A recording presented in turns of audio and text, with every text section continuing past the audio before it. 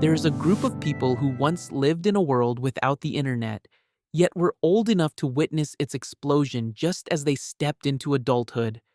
They remember dialing a landline and hearing that long, repetitive beep, beep tone, but they were also the ones lining up to buy their first smartphone. And strangely, when conversations turn to generations, they often seem invisible. If you were born in the late 70s to the mid 80s, you're usually grouped into either Gen X or Millennials. But in reality, you don't fully belong to either. You were raised with the rhythms and expectations of an older generation, yet you came of age in the speed and intensity of a new one. You're not a digital native, but you're not disconnected from technology either. And being born in that transitional window shaped a very particular psychological structure, a mindset that is both flexible and cautious, both independent and deeply connected. Today, we'll explore this in between generation through a psychological lens, what shaped them, and why growing up during a period of transition may have become a quiet advantage in an unstable, constantly shifting world. Your childhood didn't have screens ready to fill every empty moment. If you were bored, you had to invent a game. If you were curious, you asked an adult or searched through books. If you wanted to talk to a friend, you called their house and hoped they were home. No instant messaging, no social media, no scene notifications. Making plans required real commitment. You showed up on time because there was no easy way to announce you'd be late. You trusted others to arrive, and they trusted you. That built a very different kind of social responsibility compared to an era where plans can be canceled with a single text. You also grew up without constant supervision. Your parents couldn't track your location in real time. That freedom forced you to develop problem solving skills earlier than many realize. More importantly, you learned how to wait, and in psychology, the ability to delay gratification is one of the strongest predictors of long term success. Then, as you entered your 20s, the world changed almost overnight. The internet exploded, cell phones became common, social media appeared, Friendster, MySpace, then Facebook. The way we connected, dated, and worked transformed completely. What's fascinating is this: your brain was still developing. Research shows that the prefrontal cortex, the Center for Decision Making and Adaptability, continues maturing until around age 25. That means you are still in a phase of high neuroplasticity when technology radically shifted the environment.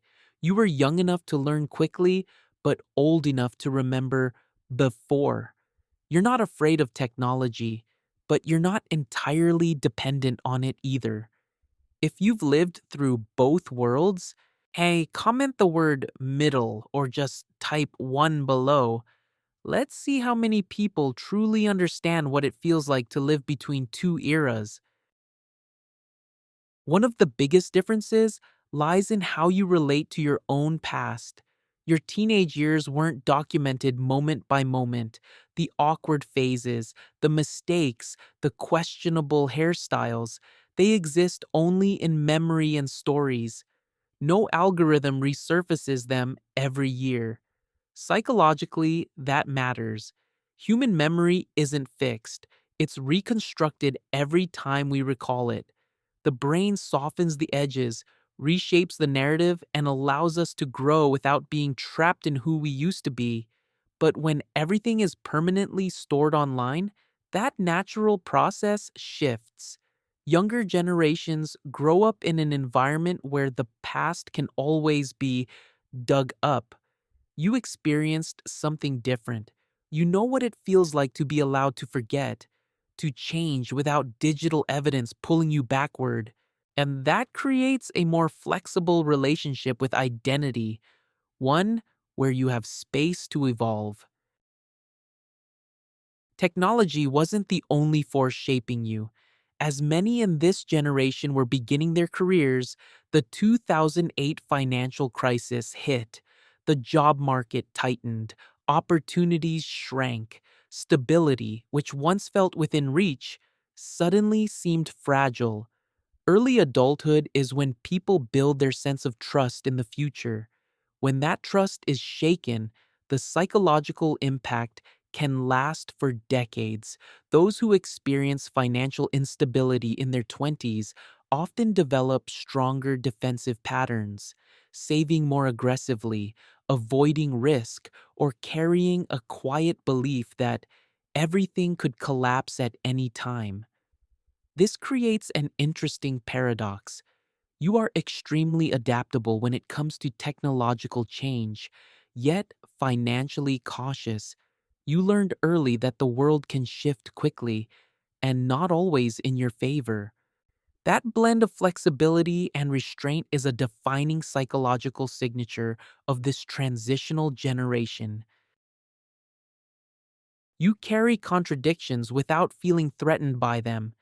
You have the independence of Gen X because you once navigated the world alone, solved problems without constant parental oversight.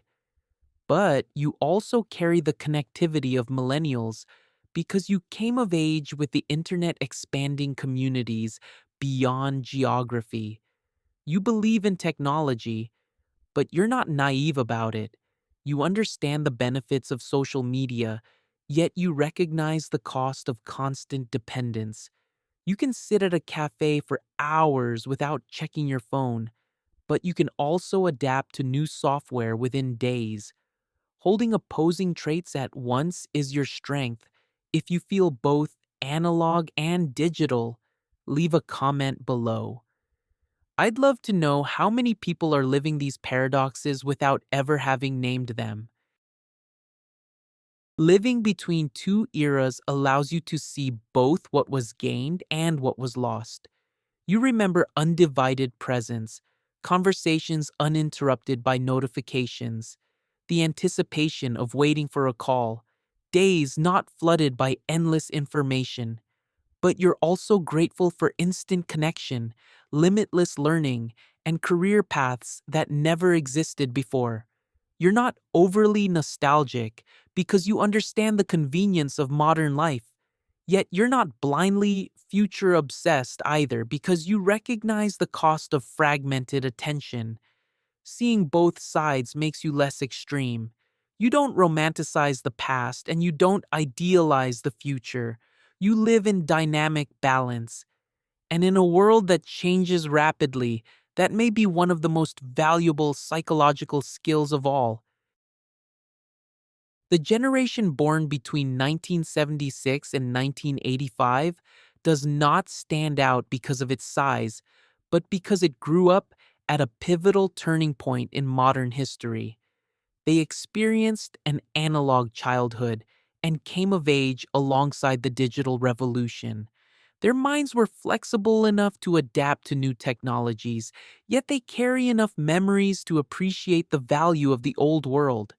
They entered the workforce just as the economy began to shake, learning lessons about instability and uncertainty early in life.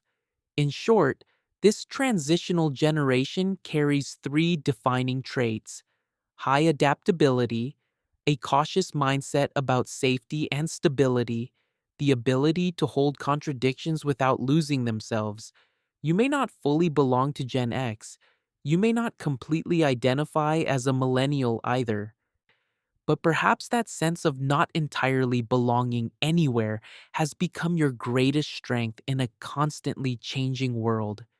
If you found this video helpful, don't forget to subscribe to SimplePsych and turn on notifications so you won't miss upcoming psychology videos where we continue exploring the depths of the human mind. Thank you for being here.